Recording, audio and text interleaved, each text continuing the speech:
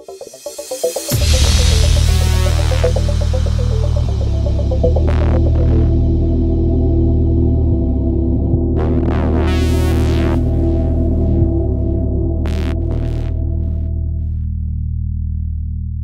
back to The Mind of Money with Neal Rubin. Neal, I want to wrap up this show with kind of the real world nuts and bolts. I was watching PBS last night, and there's things being talked about in Washington that frankly have been taboo for years. I mean, just not being talked about. Things that really are, you know, basically we're going to have to seriously get our house in order. There is no lender after this. So if we say, okay, one option is global depression, we blow the thing completely out and that's it. The other option is we start to get our shit together. I mean, really, we start to make it happen, and some of those things are now being talked about. What do you see for that? Yeah, you know, our forecast is really for this deleveraging to continue until it's fixed. And so you have the consumer deleveraging, and the interesting thing about all this debt that the government's taken on recently is it mirrors all the debt that the consumer has shedded, either through defaulting or through paying off debt, which has been important to keep the economy going, frankly. But that's going to have to happen on the government side also. Default or pay off. They're going to have to, you know, basically start to get their house in order. They're going to have to increase revenues. They're going to have to decrease expenditures. Both. It's not one or the other. It's not increase taxes and keep spending. And it's not just cut spending. And we really think they're going to have to do 3 to 1. They're going to have to cut $3 of spending for every $1 of taxes to make this whole thing work. And you know, within the firm, we talk about the fact that, you know, the government is going to, in effect, renege. You know, some people would call it a default on a promise. So, you know, what is that? They'll pay off treasuries. That's not what's going to happen. But these programs, these social programs that aren't sustainable, are going to have to be changed. What does that mean? People like you and me, maybe we don't get Social Security, or maybe we the don't get it till behind us, we're 90, or they increase the age. I mean, when they started Social Security, I think the average age was in the high 50s, and so getting to 62 or 65 was unusual. Well, you know, that's not the case anymore. So, you know, this country has gotten its act together before.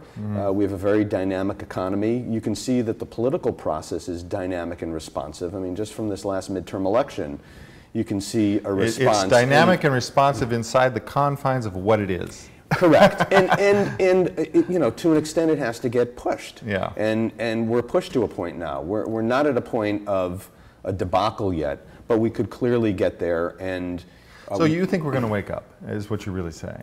I think there seems to be a very good chance of that. And again, our forecasts, by definition, we have to be flexible. We have to be able to respond to changes. But given everything we see right now, I mean, we see a decent stock market next year. We see a slow growth economy in the United States. We see the emerging markets growing very nicely. There are clearly some problems that need to be solved. They're significant problems. But you know, we think there's a good chance that they'll be solved. Do you see the possibility? Well, certainly there's a possibility, but does it factor into your model the possibility of another 2008 style wake-up call for us? You know, 2008 from our models was sort of what we call a 3 standard deviation event. In other words, like a 100-year flood. Now, you know, those can happen 2 years in a row. We're really not calling for that. We're clearly on the lookout. I mean, there are a bunch of things we saw that caused us to get more conservative. We don't see those right now. So we're not acting as if that's going to happen. But we're very cognizant that it could happen. We also know that the stock market's changed. Right now, 50% of the volume in the stock market are non-fundamental investors. ETFs, quant funds, hedge funds. They buy and sell things that we hold, that we understand, that we know what's going on. They don't even know what the company does. They don't know what earnings are going to be. They're just buying and selling it. And interestingly now, you know, liquidity, being in something that's liquid is dangerous because anything that's liquid, the price can go up, but the price can just as quickly go down with this wall of money that sort of moves around looking for the best return or looking for this tiny, you know, arbitrage to make. So we're cognizant of the fact that the equity market can have these significant downdrafts, but we're also cognizant of the facts, what's going on in the economy. It's growing. 2% isn't great, but it's not a 10% decline, which would be a depression, or the real depression happened, which was a 25% decline. There's a big difference between 2% growth and a 25% decline. Yeah. So, you know, when people talk about the Weimar Republic or food lines or whatever, that's very much different from what we're in right now. Right, right. So that's what we look at. Well, it's interesting because this is the conversation that to me is very important to have and to really represent both sides of this, because it's confusing. People are sincerely confused. They just don't get it. And to have the perspective of looking at this from, you know, the amount of data that you have, it's just extremely valuable. Well, we try not to be emotional. We try to look at data. And, you know, unfortunately, the country just went through a crisis. And fortunately or unfortunately, we have a media that is an entertainment media that tends to sensationalize. Stop watching it. And it's, you know, they're looking to entertain. And to entertain, first of all, you don't really tell good news, number one. And number two, you blow things up, sort of. You sensationalize things. And if that's where you get your data, that's the kind of response you're going to have. Versus looking at things like, you know, what is the growth rate? What is going on with companies? You're not going to see on CNBC, I don't think, that, you know, U.S. companies next year are going to be more profitable than they've ever been in the history of U.S. companies. Right.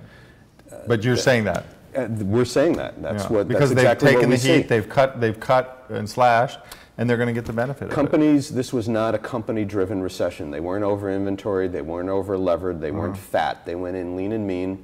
They came out leaner and meaner. And the companies that are the public companies, not the mom and pops, but the public companies have access to debt, they have access to capital, they're making a lot of money. The companies we like have access to non-US markets, which are growing at a very high rate.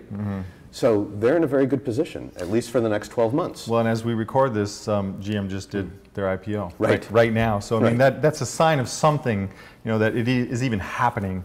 Then again, there's, you know, $30 billion is going to be taken out of the market, so they'll probably see some effect on that. Although, you know, the market was up nicely, and the Philadelphia PMI came out today, and it surprised on the upside. There was supposed to be a reading of 5. There was a reading of 22.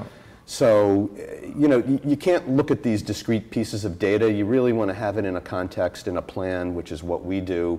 And you want to have it in the context of history and probability. And that's what we try to operate on. Yeah, good. I like it. All right, so to summarize what we talked about today, from my perspective, really take the time to understand how you can diversify globally. Correct. It matters today, and especially in the world that we're in. Correct. No reason not to. No reason not to. Don't be afraid of it. Right, don't be afraid of it. Two, if you're in fixed income, take a very serious look at that, particularly if you're all in one direction on one thing, like my sample client. Fixed income is very expensive. There's only one way it can go. Nobody can really predict when that'll happen, but when it happens, it's probably going to be pretty quick. Right. And you know, I would add really to this is I talk to people, and there's such a heavy reliance on what their broker says, or what their person that they've learned to trust says, or unfortunately what Kramer says. My message is, it's your money.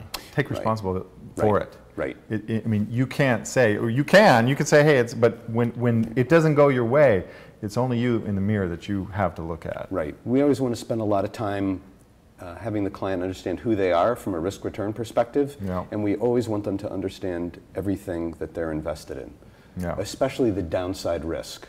And that's a huge statement. I mean, to say that you want the client to understand means you're willing to take some time to educate. You have to do that.